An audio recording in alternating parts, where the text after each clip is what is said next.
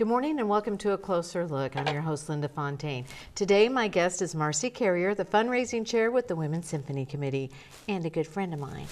Thank you for joining us today, Marcy. Thank you. Thank you for having me, Linda. Of course, anytime. So the symphony, now you and I did Women's Symphony Committee together.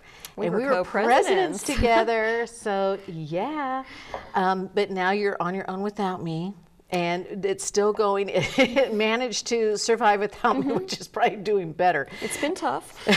Sure it has. But the symphony, we're so blessed to have the symphony here. It is a class act with Cornelia. Oh, she's an amazing conductor and full of personality. And I just can't believe when they don't have sold out tickets, first of all, because it's such an amazing symphony. But part of the symphony is the Women's Symphony Committee, and a lot of people aren't aware of what they do. Tell us a little bit about the Women's Symphony Committee. Well, the Women's Symphony Committee is an organization, a volunteer organization that was formed in order to help support the Symphony of the Mountains, the Voices of the Mountains, and the Youth Symphony of the Mountains. And we do that through various different things throughout the year. We usher the concerts, and we also help handle the box office.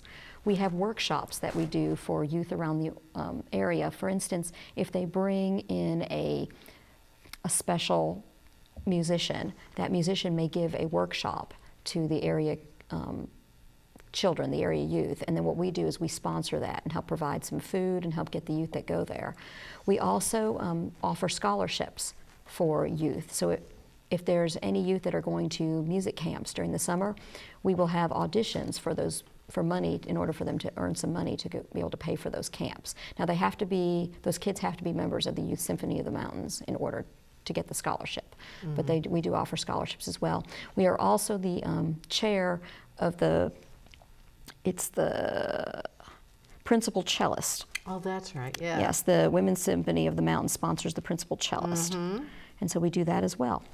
And those are all important in order for us to keep this symphony going smoothly and providing such a wonderful opportunity for the people in our town to have this wonderful music and culture. It adds a nice little culture to an area of music we might not otherwise have. And part of Women's Symphony Committee is fundraising. Correct. And one of their major events for fundraising is the Prom and Mom, and that's coming up. Tell us about that. Yes, the Prom and Mom event is coming up on November 18th. It'll be at Meadowview, the Meadowview Convention Center. It's actually going to be in the ballroom this year, which it's been in the ballroom the last couple years, and the ballroom is a great place to have it. Basically what happens is it starts with a brunch at 11:45, and the brunch, the amount of money for the brunch is $40, and quite a bit of that goes as a donation to the Symphony of the Mountains. And every bit of money that we raise at the Prom and Mom is directly given to the Symphony of the Mountains and any of their projects that we support. Oh, and it's delicious and it's fun. Yes, and the brunch this year is going to be breakfast foods, which seems to have gone very well the past few years. Food City has donated the cake the last couple of years, so that's been very nice as well. Food City does so much. They're great. Yes, they are. They're wonderful, wonderful to have, and a great local grocery store here in the area. We'll have the brunch will be from 11:45 to 1, and if anybody wants to come to the brunch, the tickets are $40 for that, and they can actually get them at the door.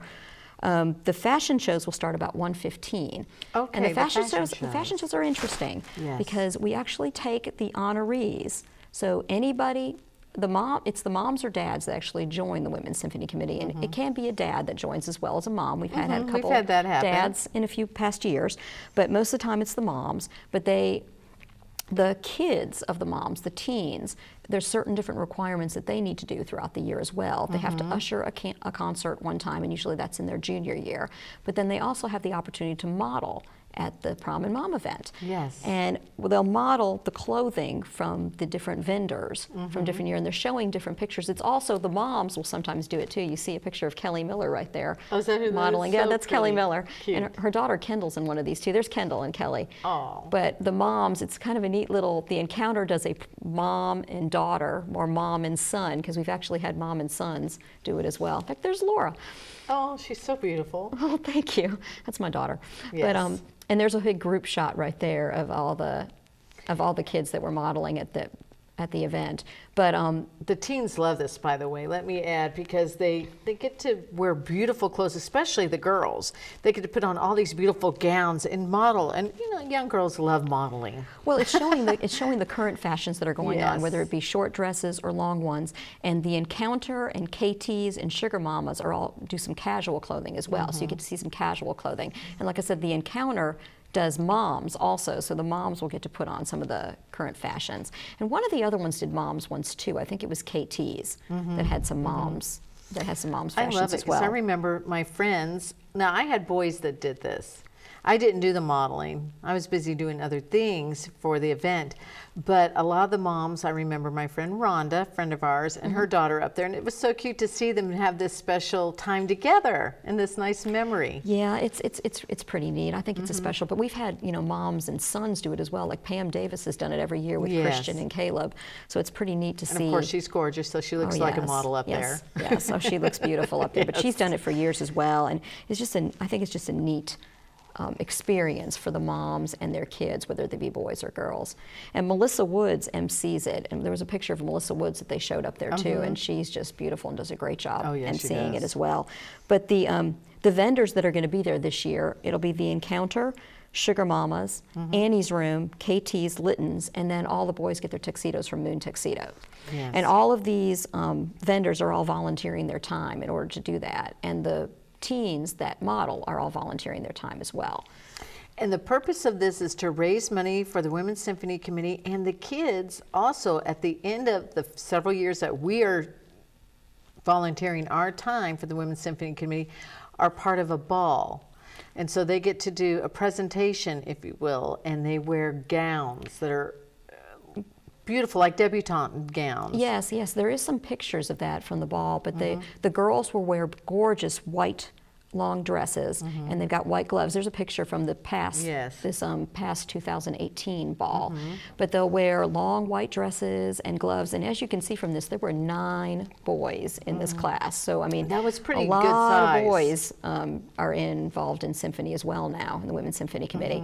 But the girls will wear the long white dresses like that with the gloves, and the boys will wear tuxedos from Moon Tuxedo. And then what they're presented, and so it's kind of like a coming out party, kind of like Yeah. a debutante ball. There's a few. Lisa and Art Stair teach them the waltz, so That's they actually right. get to learn a dance, which they'll have 2 or 3 dance lessons with them. They also have some cotillion type stuff that's done too, some Yes. manners and things like that they teach them, some proper etiquette is done. And then they're presented at the ball. They actually each come with an escort, and they're presented, and with that presentation, they talk about a lot of their accomplishments throughout their high school and sometimes even down to their middle school years. They'll talk about some of the things that they've done. And if they know where they're going to school the next year, they'll talk a little bit about where they're going. To me, it was always like a last hurrah for the parents more than the kids. Well, for me, my sons, the girls probably love it and get excited. My sons tolerated it because they're like, "Oh, Mom, do we have to do this?" I'm like, "Yes, you're doing it for me." And they would get up there and they'd be presented, and they'd have a beautiful girl on their arm, and it's like your last little opportunity to brag about their accomplishments they worked so hard to graduate with. And when it was all said and done, my son said, "You know, I really liked it. It was really a nice opportunity. Thank you, Mom." And it was because they got to do something a little different, a little cultural. They liked learning to do the dance.